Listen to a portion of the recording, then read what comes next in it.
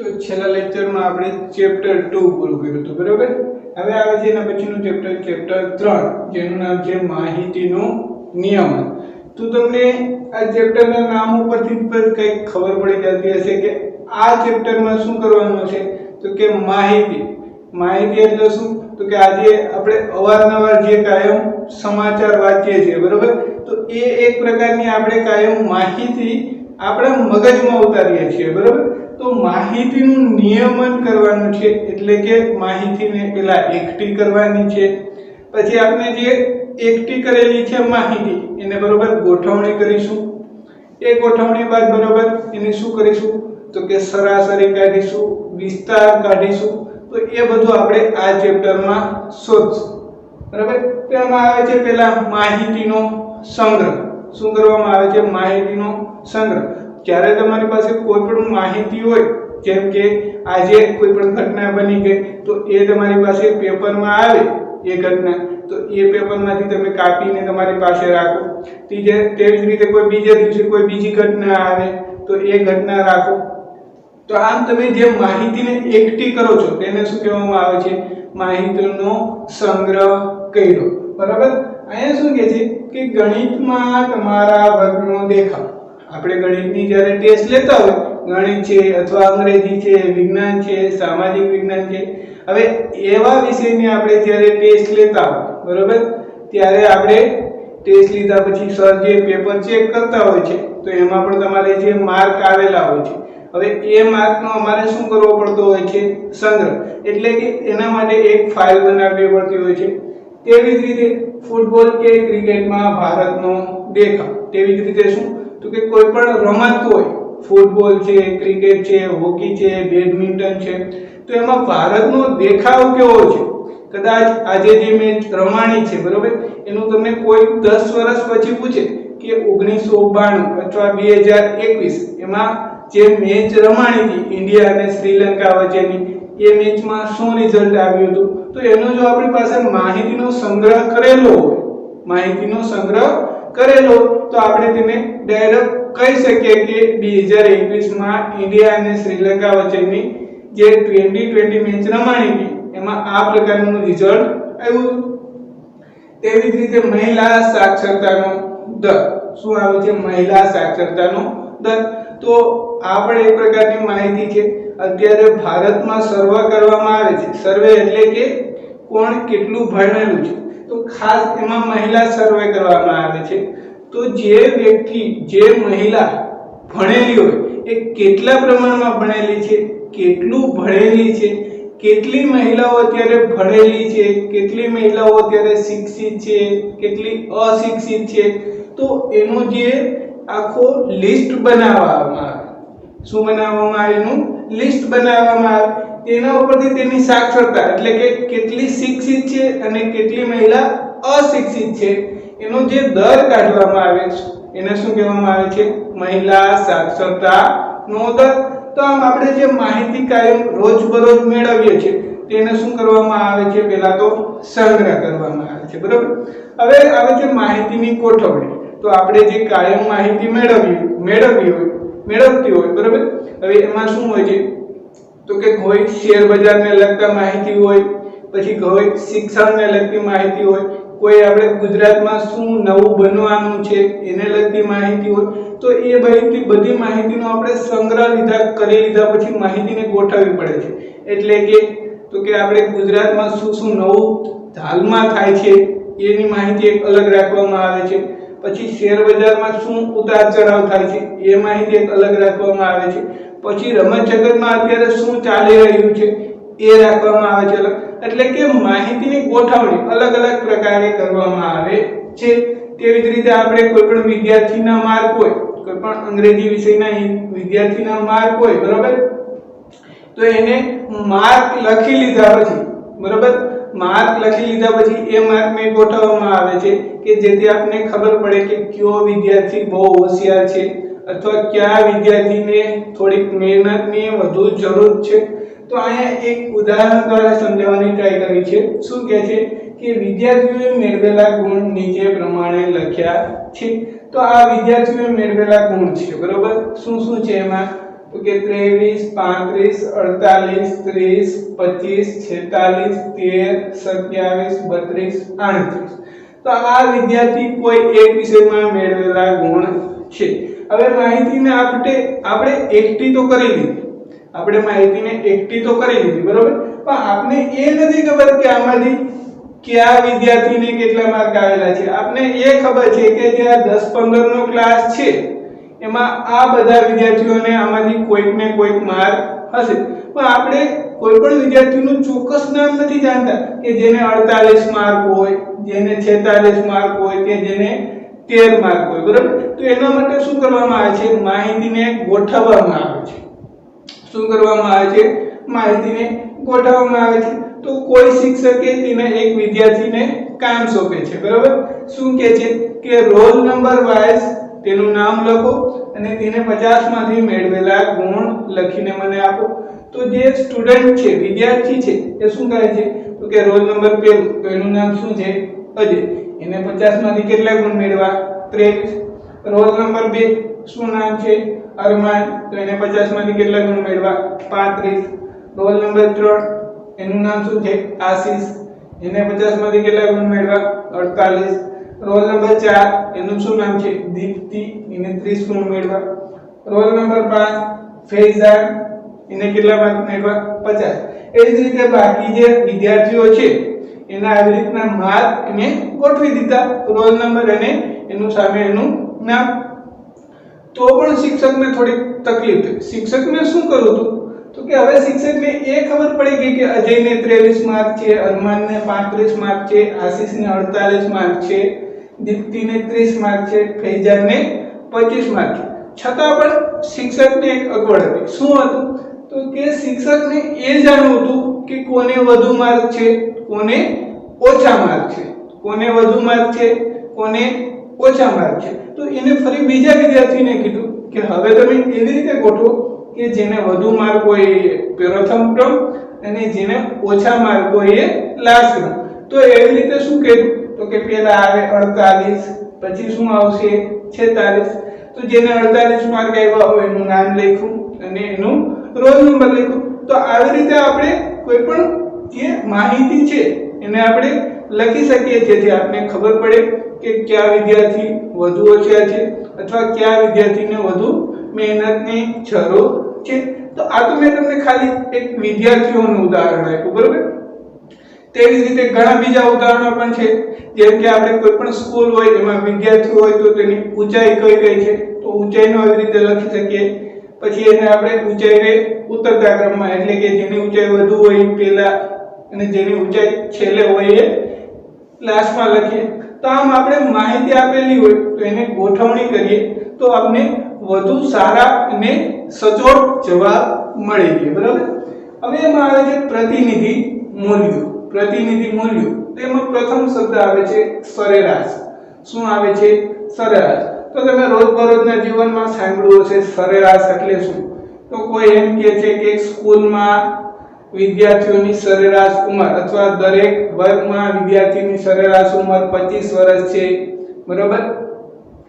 Sorry 25 વર્ષ તો નહીં, પણ કેટલી 18 વર્ષ છે, 20 વર્ષ છે। તો કોઈ એક વિદ્યાર્થી છે કોલેજ અથવા સ્કૂલમાં, તેના સરેરાશ એટલે કે બધા વિદ્યાર્થીઓની ઉંમર 18 વર્ષ હોતી નથી। ઘણા વિદ્યાર્થીઓની ઉંમર 18 કરતા ઓછી વર્ષ હોય છે સ્કૂલમાં, તો ઘણા વિદ્યાર્થીઓની ઉંમર 18 કરતા વધારે હોય છે। પણ સરેરાશ એટલે શું તો કે આપણે બધી જે વિદ્યાર્થીઓ હોય એમાં વચ્ચે જે અંક આવતો હોય, તો ઘણાની 16 હોય તો ઘણાની 20 પણ હોય, તો આપણે અંદાજિત મૂલ્ય કહી શકીએ કે આ બધે જે આખો વર્ગ છે એનું સરેરાશ કેટલું છે। તો આ એ પણ ઉદાહરણ દ્વારા સમજાવવામાં આવ્યું છે। શું છે કે વર્ષના આ સમય દરમિયાન સરેરાશ તાપમાન 40 ડિગ્રી છે। શું કહે છે કે વર્ષના આ સમય દરમિયાન એટલે કે એક વર્ષમાં સરેરાશ તાપમાન કેટલું છે, 40 ડિગ્રી। પણ આપણે જાણીએ છીએ શું તો શિયાળામાં તાપમાન ઓછું હોય, ઉનાળામાં તાપમાન 40 કરતા વધુ હોય, શિયાળામાં 40 કરતા ઓછું હોય, પણ આપણે સરેરાશ કહીએ છીએ। એટલે કે જ્યારે શિયાળાનું તાપમાન 35 હોય તો ઉનાળાનું તાપમાન 45 હોય, પણ આપણે શું કરીએ છીએ સરેરાશ એટલે કે અંદાજિત આંકડો કાઢીએ છીએ કે અંદાજિત આટલું હશે આ વર્ષનું તાપમાન. તે જ રીતે મેં કીધું એ પ્રમાણે વર્ગના વિદ્યાર્થીઓની ઉંમર 12 વર્ષ છે, તો ઘણા વર્ગમાં હોય છે કે 12 વર્ષ કરતા નાના પણ વિદ્યાર્થીઓ હોય છે અને ઘણા વર્ગમાં 12 વર્ષ કરતા વિદ્યાર્થીઓ મોટા પણ હોય છે, પણ વર્ગના વિદ્યાર્થીઓની સરેરાશ ઉંમર શું કહે છે 12 વર્ષ, એટલે કે 12 ની નજીક બધા વિદ્યાર્થીઓની ઉંમર હોય છે. પછી સરેરાશ એ માહિતીના સમૂહની મધ્યવર્તી સ્થિતિ છે. સરેરાશ શું છે? માહિતીના સમૂહની મધ્યવર્તી સ્થિતિ. મેં હમણાં કીધું એ પ્રમાણે કે શિયાળામાં 35 અંશ સેલ્સિયસ હોય તો ઉનાળામાં એ જ તાપમાન 45 અંશ સેલ્સિયસ હોય, તો તમને એમ કહેવામાં આવે કે આની મધ્યવર્તી સ્થિતિ એટલે શું? તો કે એ કયા તાપમાને અંદાજિત હોવું જોઈએ. તો સરેરાશ શું છે? માહિતીના સમૂહની મધ્યવર્તી એટલે કે વચ્ચેની સ્થિતિ છે. હવે આવે છે એમાં અંકગણિતીય સરાસરી. શું આવે છે? અંકગણિતીય સરાસરી. તો સરાસરી ઘણા પ્રકારની હોય, બરાબર? સરાસરી ઘણા પ્રકારની હોય, તો ખાલી જેમાં અંકોનું જે આપણે સરાસરી કાઢીએ તેને શું કહેવાય? અંકગણિતીય સરાસરી. તો અહીં એક ઉદાહરણ દ્વારા સમજાવવામાં આવે છે. શું? કે બે વાસણોમાં ક્રમશઃ 20 લીટર અને 60 લીટર દૂધ છે. કેટલા વાસણો છે? બે. એમાં દૂધ કેટલું છે? 20 લીટર અને 60 લીટર દૂધ છે. હવે શું કરશું? તો કે આપણે આ જે દૂધની સરાસરી કાઢવી હોય તો શું કરશું? તો કે આ બંનેનો સરવાળો એટલે કે કુલ દૂધનો જથ્થો ભાગ્યા શું કરશું? તો કે કેટલા વાસણો હતા? 2. તો દૂધનો કુલ જથ્થો ના છેદમાં વાસણોની સંખ્યા, તો 20 + 60 એટલે કે 80 ના છેદમાં 2, તો શું મળી ગયું આપને? 40 લીટર. શું મળી ગયું? 40 લીટર. તો હવે તમે જ્યારે 20 અને 60 લીટરને ભેગું કરી દો છો કોઈ એક પાત્રમાં, ત્યારે તેનું સરાસરી એટલે કે અંદાજિત દૂધ કેટલું થશે? તો કે દરેક વાસણમાં આવતું અંદાજિત દૂધ કેટલું થશે? 40 લીટર. આમ સરાસરી એ શું છે? મધ્યવર્તી એટલે કે વચ્ચેનું 20 અને 60 વચ્ચેનું શું માપ આવે? 40 માપ આવે. તો આમ સરાસરી એટલે શું એ ખબર પડી ગઈ. તો સરાસરીને આપણે કેવું હોય તો શું કહી શકીએ? એનું સૂત્ર તો કે બધા અવલોકનોનો સરવાળો. આપણે અવલોકન એટલે કે 20 60 એ બંને શું થઈ ગયા? આપણા અવલોકનો. તો બધા અવલોકનનો સરવાળો એટલે કે 20 + 60 એટલે કેટલા થશે? 80 ના છેદમાં અવલોકનોની સંખ્યા. અવલોકનોની સંખ્યા દૂધના ઉદાહરણમાં શું છે? 2 એટલે કે કેટલા વાસણોમાં દૂધ ભરવામાં આવ્યું હતું? તો કે 2. તો બધા અવલોકનોનો સરવાળો ના છેદમાં અવલોકનોની સંખ્યા એ આપણે શું મળી જાય? સરાસરી. તો હવે આપણે આ ઉદાહરણ છે કે 23 35 48 30 25 46 13 27 32 અને 38. હવે મારે આ વિદ્યાર્થીઓ જે મેળવેલા ગુણ છે એની સરાસરી કાઢવી હોય તો શું કરવાનું? તો કે કાઈ નહીં, આ જે અવલોકનો આપેલા છે એનો સરવાળો કરી દેવાનો ભાગાકારમાં અવલોકનોની સંખ્યા. તો સરવાળો કરો તો 23 + 35 + 48 + 30 એ રીતના બધાનો સરવાળો કરો, છેલ્લે શું આવશે? +38 ના છેદમાં અવલોકનોની સંખ્યા એટલે કેટલી છે? 1 2 3 4 5 6 7 8 9 અને 10. તો આ બધાનો સરવાળો કાઢો અને ભાગ્યા 10 કરી દો તો આપને શું મળી જાય? કે વિદ્યાર્થીએ એક વિષયમાં મેળવેલા સરેરાશ ગુણ. હવે એના પછી આવે છે વિસ્તાર. શું આવે છે? વિસ્તાર. તો મહત્તમ અને લઘુત્તમ અવલોકનનો તફાવત. કોઈ પણ આપણે માહિતી એકઠી કરી હોય એમાં મહત્તમ અવલોકન હોય, તેવી જ રીતે લઘુત્તમ પણ અવલોકન હોય. તો વિસ્તાર એટલે શું? તો કે મહત્તમ અને લઘુત્તમ અવલોકનનો તફાવત. તો આપણે આ જ ઉદાહરણ દ્વારા સમજીએ. તો આમાં મહત્તમ અવલોકન કયું થશે? ચાલો કોણ કહેશે મહત્તમ અવલોકન? તો કે 48. મહત્તમ અવલોકન શું થઈ જશે? 48. અને લઘુત્તમ અવલોકન એટલે શું થઈ જશે? 13. 48 મહત્તમ થશે, 13 શું થઈ જશે? લઘુત્તમ.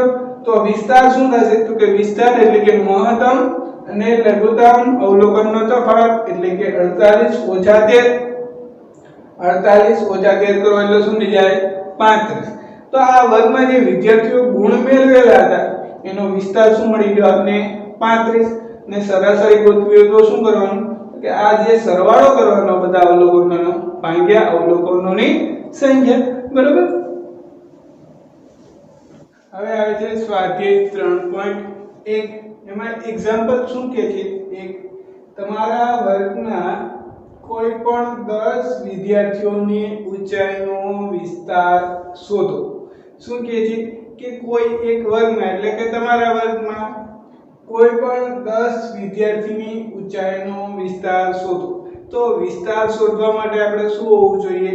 તો કે મહત્તમ અવલોકન હોવું જોઈએ, પછી લઘુત્તમ એટલે કે નાનામાં નાનું અવલોકન હોવું જોઈએ, મોટામાં મોટું અવલોકન હોવું જોઈએ. તો એ અવલોકન ક્યાંથી મળશે?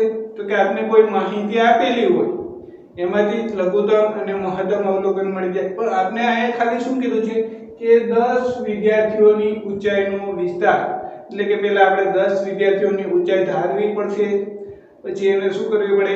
ચડતા ક્રમમાં ગોઠવવી પડે કે જેથી આપને મહત્તમ ઊંચાઈ લઘુત્તમ ઊંચાઈ મળી જાય, પછી એનો વિસ્તાર મળી જશે. તો ચાલો ગણીએ એક્ઝામ્પલ 1. તો પહેલા આપણે શું લખશું? તો કે 10 વિદ્યાર્થીઓની ઊંચાઈ નીચે પ્રમાણે છે. વર્ગના 10 વિદ્યાર્થીઓની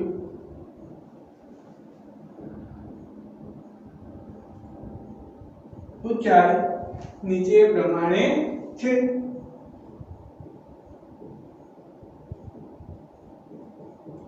તો એમાં આપણે કોઈ પણ 10 વિદ્યાર્થીઓની ઊંચાઈ ધારી લેવાની છે. તો ચાલો પહેલા વિદ્યાર્થીની ઊંચાઈ ધારો 113 સેન્ટીમીટર, બીજાની 112. હવે સેન્ટીમીટર નથી લખતો, બરાબર, ખાલી ઊંચાઈ આંકડામાં લખું છું. 115, 119, 120, 118, 117, કેટલા થાય? 1 2 3 4 5 6 7 8. હજી બે લખવાની છે. 114, 110. બરોબર. તો આ આપણે 10 વિદ્યાર્થીઓની ઊંચાઈ લખી નાખી. કેમાં? તો કે સેન્ટીમીટરમાં. 113 સેન્ટીમીટર, 112 સેન્ટીમીટર, 115 સેન્ટીમીટર, 119 સેન્ટીમીટર. આ જે બધી ઊંચાઈ છે એ કેટલી છે? સેન્ટીમીટરમાં છે. હવે ચાલો આને ચડતા ક્રમમાં ગોઠવી નાખીએ. તો ચડતા ક્રમમાં ગોઠવતા, ચડતા ક્રમમાં ગોઠવીએ એટલે શું થાય? તો કે પહેલા જે સૌથી નાની ઊંચાઈ હોય એ લખવી પડે, એટલે કે 110. પછી એના કરતા મોટી એટલે કે 111 છે, ક્યાંય નથી. 112 બે છોકરાઓની ઊંચાઈ છે, એટલે કે બે વિદ્યાર્થીઓની ઊંચાઈ છે. પછી 113 પછી ક્યાંય છે? તો કે નથી. 114 નથી. 115. હવે આવે છે 117, 119, 120. થઈ ગયા 10. 1 2 3 4 5 6 7 અને 8 ક્યાં છે? હજી ઘટે છે શું? 1 2 3 4 5 6 7 8 9 અને 10. તો શું આવી ગયું? 110 આવી ગઈ. 112 એ આવી ગઈ. પછી 112 આવી ગઈ. 113 એકવાર આવી ગઈ. હજી 114 અને રહી ગઈ છે વચ્ચે. તો 114 આ આવી ગઈ. હવે કઈ આવશે એના પછી? 114 પછી 115, પછી 116 છે ક્યાંય? તો કે નથી. 117, 118, 119, બરાબર, 119 અને 120. તો આ આપણે બધી ઊંચાઈને ચડતા ક્રમમાં ગોઠવી દીધી. હવે આમાંથી આપણે મહત્તમ અવલોકન અને ન્યૂનતમ અવલોકન ખબર પડી જાય. તો કે હા, મહત્તમ ઊંચાઈ શું છે? 120, અને લઘુત્તમ ઊંચાઈ શું છે 110 અહીં મહત્તમ ઊંચાઈ 120 સેન્ટીમીટર લઘુત્તમ ઊંચાઈ 110 સેન્ટીમીટર છે બરોબર મહત્તમ કેટલી છે 120 લઘુત્તમ કેટલી છે 110 સેન્ટીમીટર હવે આપણે વિસ્તાર એટલે શું એ ખબર છે કે મહત્તમ અને લઘુત્તમ અવલોકનનો તફાવત તો અહીં શું થશે મહત્તમ ઊંચાઈ ઓછા લઘુત્તમ ઊંચાઈ તો વિસ્તાર બરાબર મહત્તમ ઊંચાઈ ઓછા લઘુત્તમ ઊંચાઈ બરાબર તો મહત્તમ ઊંચાઈ કેટલી છે 120 લઘુત્તમ ઊંચાઈ છે કેટલી છે 110 સેન્ટીમીટર બરાબર તો આનો તફાવત કેટલો આવશે આપણે 10 સેન્ટીમીટર આમ આપણે વિસ્તાર શું મળી ગયો જે આ વિદ્યાર્થીઓની ઊંચાઈ હતી તેનો વિસ્તાર શું મળી ગયો 10 સેન્ટીમીટર બરાબર તો આપને વિસ્તાર શોધવાનો કીધો તો આપને વિસ્તાર મળી ગયો 10 સેન્ટીમીટર આની જગ્યાએ કદાચ વિસ્તાર વધુ પણ હોઈ શકે ઓછો પણ હોઈ શકે બરાબર તો આ તો એક્ઝામ્પલ 1 હવે આવે છે એક્ઝામ્પલ 2 શું કહે છે એક્ઝામ્પલ 2 માં કોઈ વર્ગના એક મૂલ્યાંકનમાં મેળવેલ ગુણને કોષ્ટકમાં દર્શાવો કોષ્ટકમાં દર્શાવવાના છે તો કોષ્ટકમાં આપણે કેવી રીતે દર્શાવીએ છીએ તો કે કોઈ વિદ્યાર્થીએ મેળવેલ ગુણ બરાબર પછી શું આવે છે તો કે આવૃત્તિ ચિહ્ન અને વિદ્યાર્થીઓની સંખ્યા આગળના ધોરણમાં આપણે ભણી ગયા છીએ તો ચાલો પહેલા ગોઠવી દઈએ કોષ્ટકમાં તો શું લખશું પહેલા તો કે મેળવેલા ગુણ મેળવેલ ગુણ પછી બીજું શું આવે તો કે આવૃત્તિ ચિહ્ન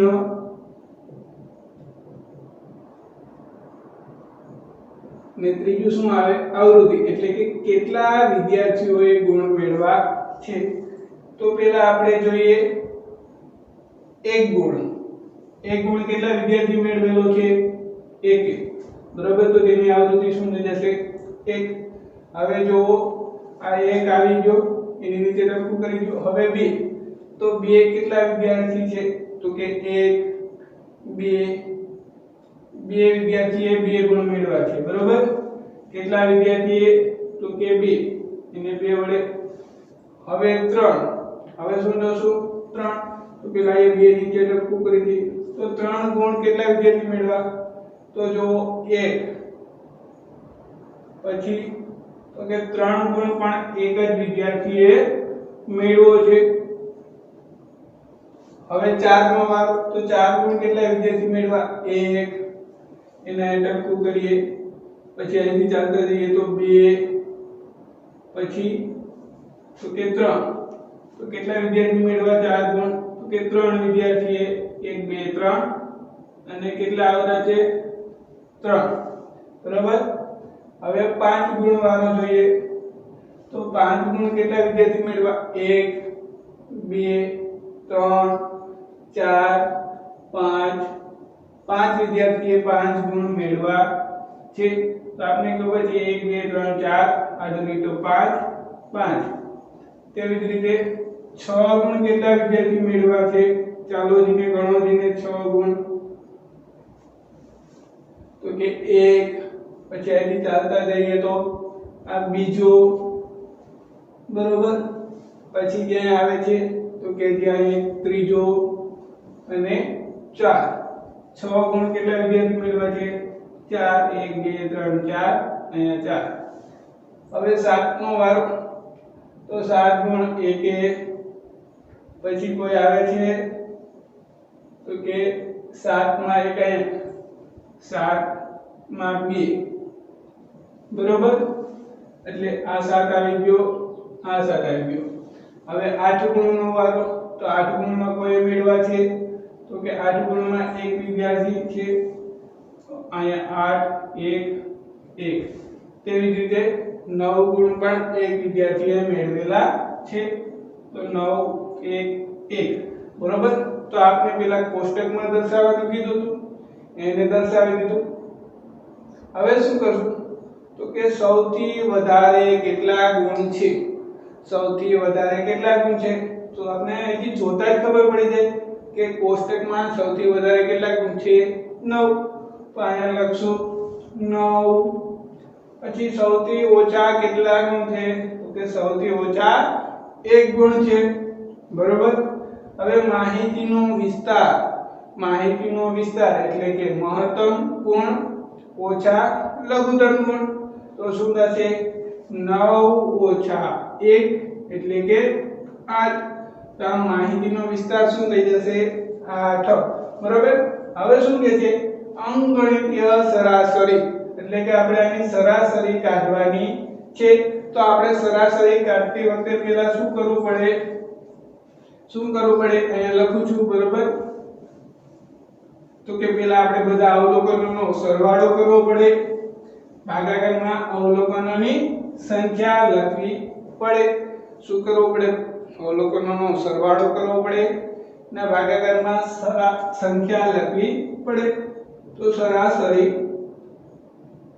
બરાબર શું લખશું તો કે એક વિદ્યાર્થી 1 ગુણ મેળવ્યો તો 1 ગુણ્યા 1 વત્તા 2 ગુણ મેળવવા કેટલા વિદ્યાર્થી છે 2 તો 2 ગુણ્યા 2 વત્તા 3 ગુણ મેળવવા કેટલા વિદ્યાર્થી છે 1 તો 3 ગુણ્યા 1 વત્તા 4 ગુણ મેળવવા કેટલા વિદ્યાર્થી છે 3 તો 4 ગુણ્યા 3 વત્તા 5 ગુણ મેળવવા કેટલા વિદ્યાર્થી છે 5 તો 5 ગુણ્યા 5 વત્તા 6 ગુણ મેળવવા કેટલા વિદ્યાર્થી છે 4 તો 6 ગુણ્યા 4 વત્તા 7 ગુણ મેળવવા કેટલા વિદ્યાર્થી છે 2 તો 7 ગુણ્યા 2 વત્તા 8 ગુણ મેળવવા કેટલા વિદ્યાર્થી 1 અને 9 ગુણ મેળવવા કેટલા વિદ્યાર્થી છે પણ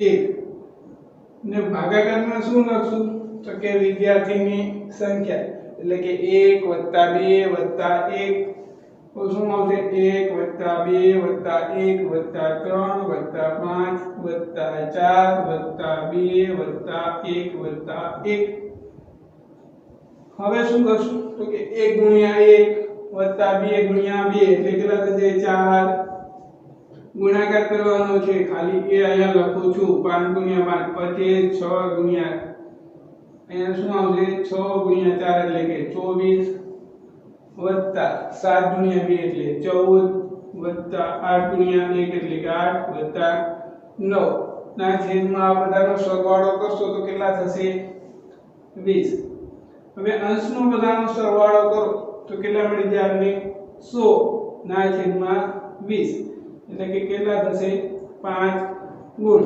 આમ આપણી અંકગણિતીય સરાસરી શું મળી જશે 5 ગુણ બરાબર આ તો એક્ઝામ્પલ 2 હવે એક્ઝામ્પલ 3 અને 4 આના જેવા જ છે એટલે એ બંને દાખલા હોમવર્ક